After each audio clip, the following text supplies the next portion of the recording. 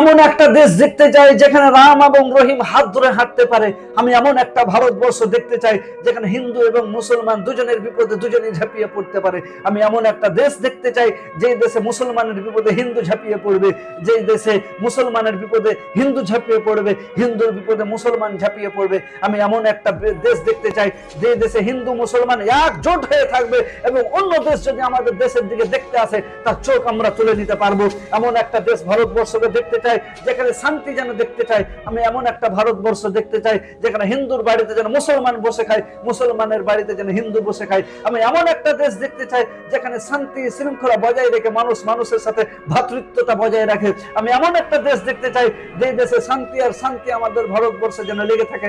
আমি এমন একটা দেশ দেখতে চাই যেখানে হিন্দু মুসলমান দলিত আদিবাসী সবাই যেন এক জায়গায় এক প্ল্যাটফর্মে বসে থাকতে পারে। এটাই আমি ভারতবর্ষ দেখতে চাই, এটাই আমার কামনা, এটাই আমার বাসনা। তাই ভারতীয় সকল ভাইকে বলতে চাই, হিন্দু মুসলমান দলিত আদিবাসী রাজবংশী কুমড়ি প্রত্যেককে অবশেষে বলতে চাই আমরা যেন সকলে মিলেমিশে চলি এবং যারা বিভ্রান্ত করবে রাজনীতি করবে তাদের আমরা তুচ্ছ করব, তাদের দূর করে দেবো, তাদের দূরে সরিয়ে দেবো এবং আমরা এমন সাথে মিশে চলবো, এমন করে মিলেমিশে চলবো যাতে করে আমাদের ভারতবর্ষে কেউ যদি দেখতে আসে তার চোখকে আমরা উপরে ফেলে দেবো। এটাই আমাদের ভারতবর্ষ তৈরি করতে হবে।